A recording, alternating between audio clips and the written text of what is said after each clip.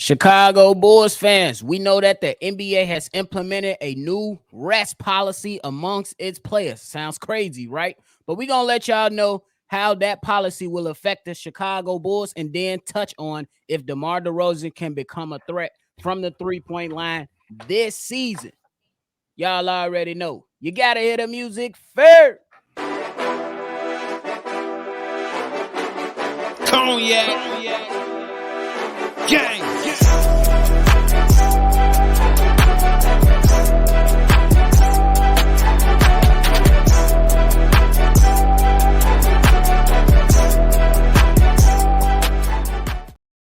Shy Boys Podcast with the Cognac Boys. I'm Cognac Boy Bobby, and I'm with my dog, CDubb. How you doing, boy? Man, I'm feeling great, man. It's getting closer and closer to that preseason, baby. Let's get it in training camp right around the corner for sure.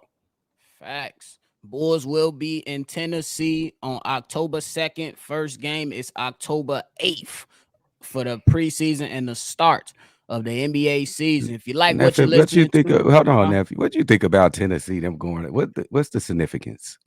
Hey, team building. They got to get it together. But Get Tennessee, away from though. Chicago and get your mind right. They're going to be in the mountains, gang. There's mountains out there. It's all right.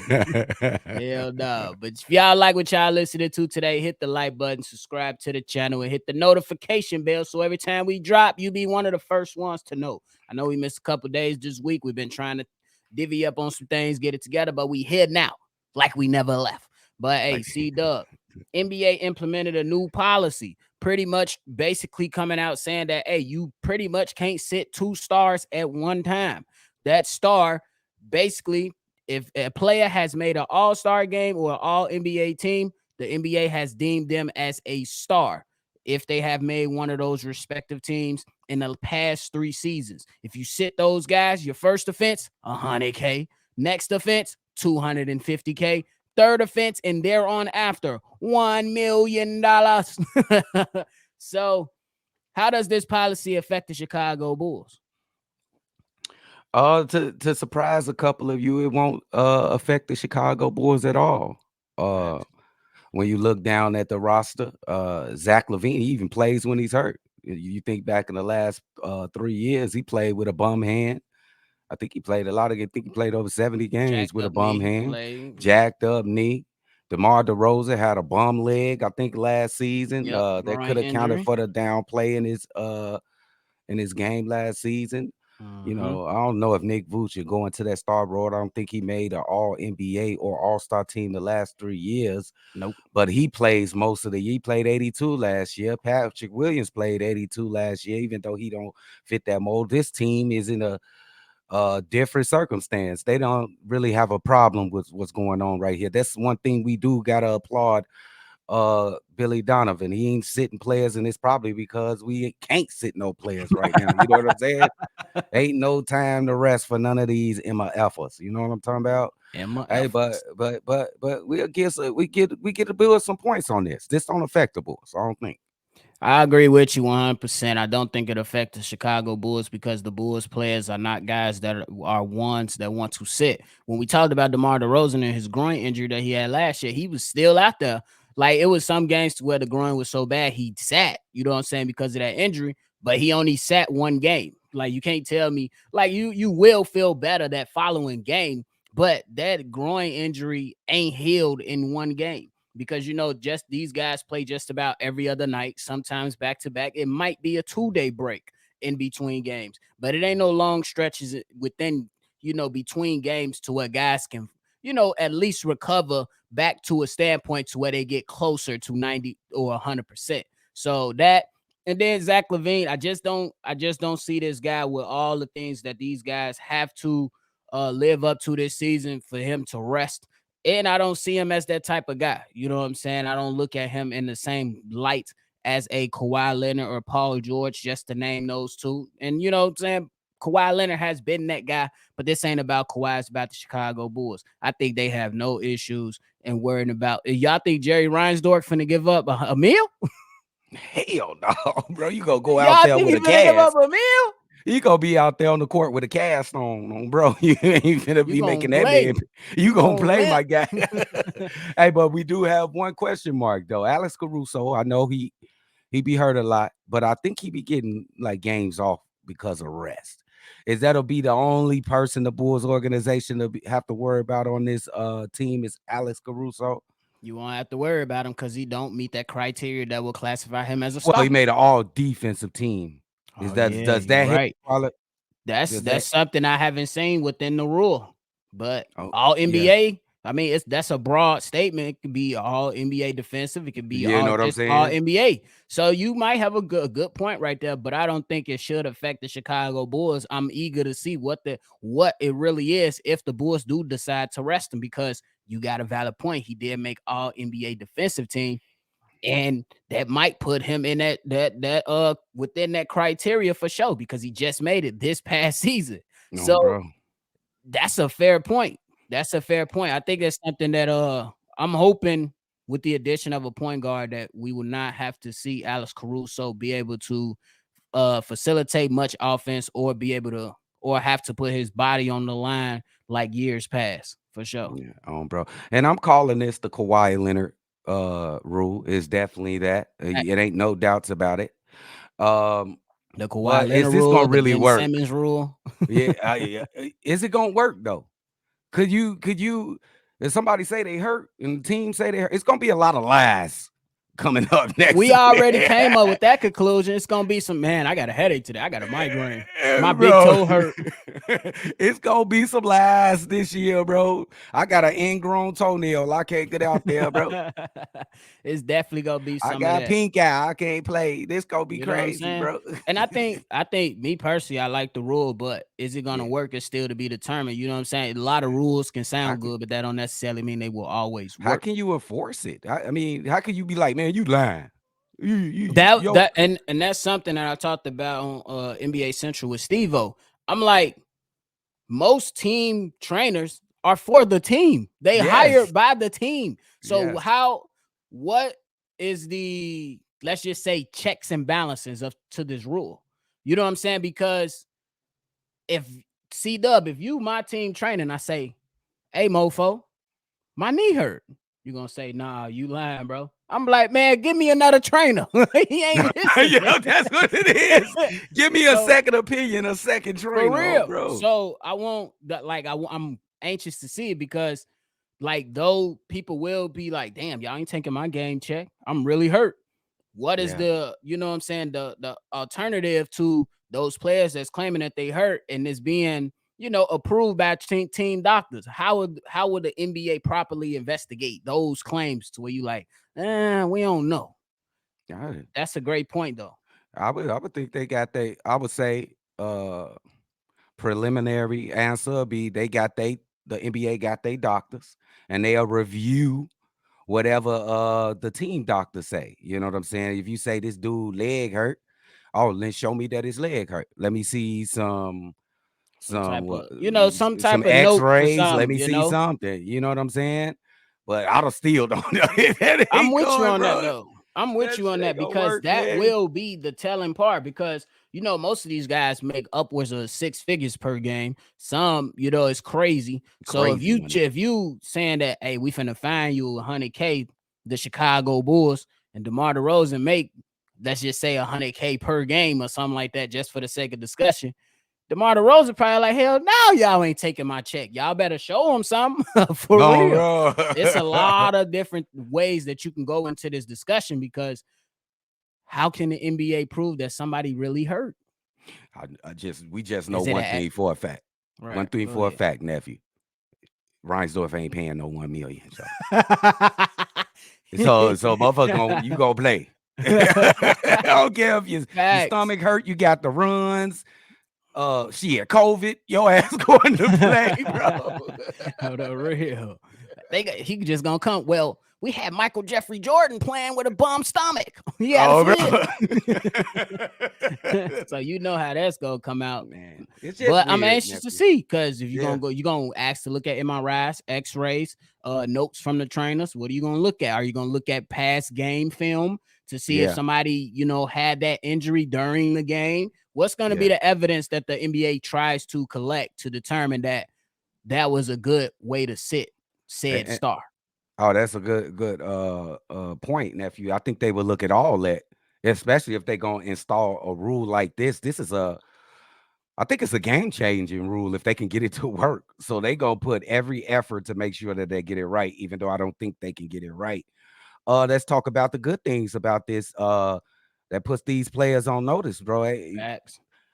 I don't want to bring up Mike, but Mike played 80 games a lot of his career, bro. In a rougher, I think rougher league. Back in the day, these players played every game they wanted to play. I thought these players were stronger, more athletic, and it was more technology. But why is they seem to only play 60 and 70 games like that? It boggles me. And I think the brass in the NBA front office, like we got to put a stop to this, or at least slow it down. I think they just gonna slow, ain't gonna be no stopping. I think that at most they gonna slow it down. Bro, the NBA has done a lot to try to help these players. They spaced out games more. They started the season early. Remember, the season used to start around Halloween. Remember? Now Yep. it starts weeks before Halloween. You know what I'm Yeah. saying? So they did that. They spaced out the games. You know what I'm saying? They limited. They shut down back to backs. They've done Hmm. everything they can to help these players. And what's crazy is that a lot of these players still have been taking advantage of that. And I say this, and some people might not like it, but it is what it is. This is why the old school players keep calling our generation soft. Oh, bro. This That's this a is why fact. they One keep of the calling reasons. us soft, bro. It's because y'all are making 10 times more than most of these players are, and Uh, some of them ain't even as good as the players back then. You know what I'm saying? Like, you seen Mike, however you dice him up between your greatest of all time argument, he played games. You know what I'm saying? hey, Didn't really miss. Kobe Bryant played games. play Charles game. Barkley played Hey, games. yeah. Shaquille O'Neal played games. And then you get guys that's making more money than those guys that I just mentioned. They making more money now, which are some of them. Look, it is what it is. But the point is that they still finding themselves sitting on the bench, Louis Yeah. up, Gucci up, Prada up, Supreme up, whatever your design is for the day. If you like Justin Fields, you're gonna wear a napkin or a coffee Yeah. strainer, as somebody just told me, to the Mm, game.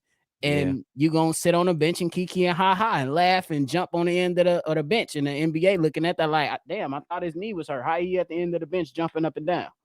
Oh, bro. So How is he at his sister birthday party, Mr. yeah, Kyrie? I yeah. thought you was sick or something. You know what I'm saying?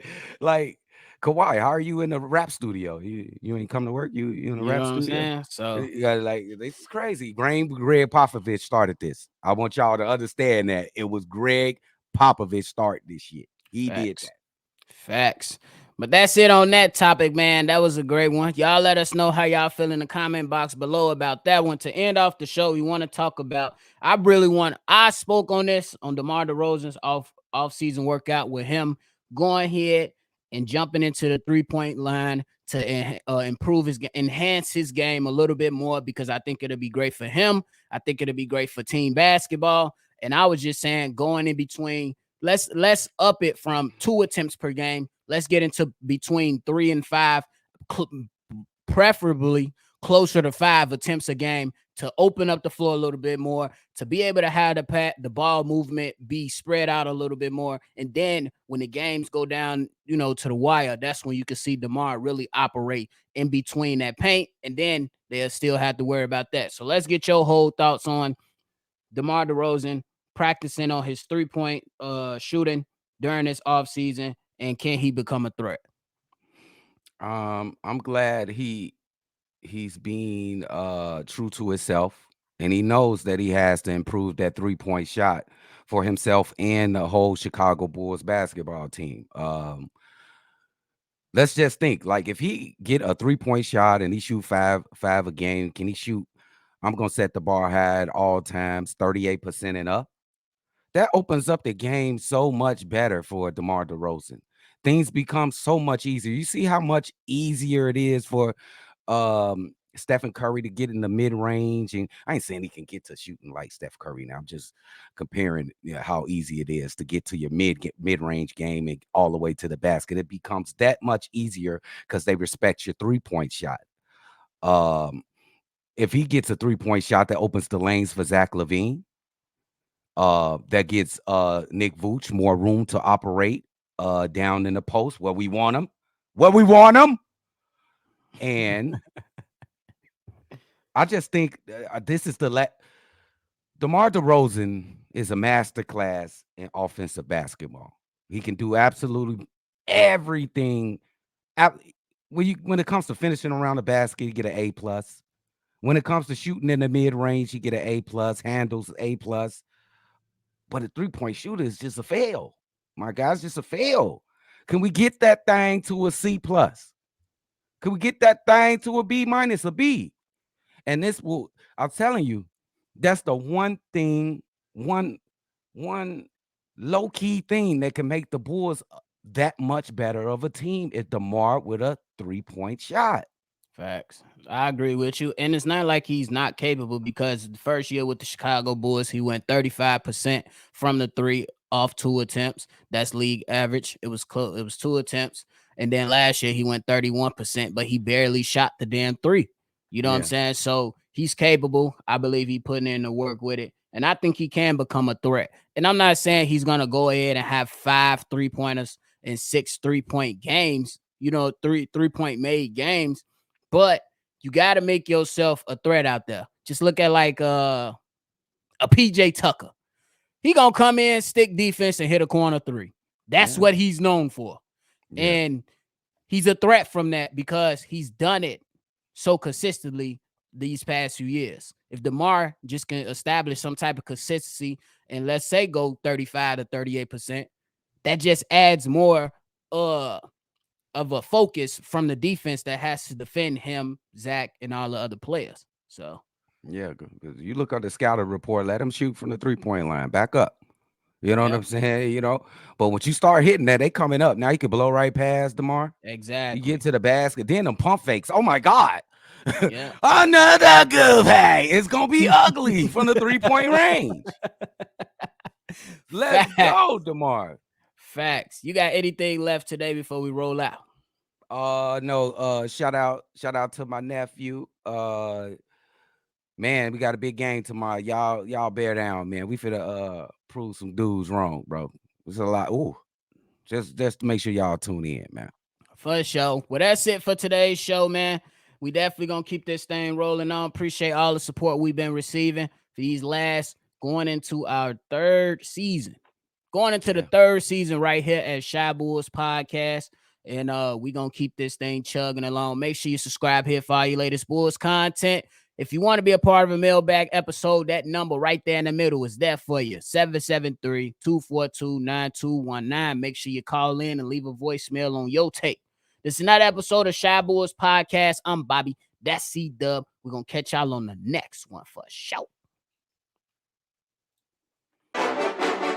Cognac. Gang.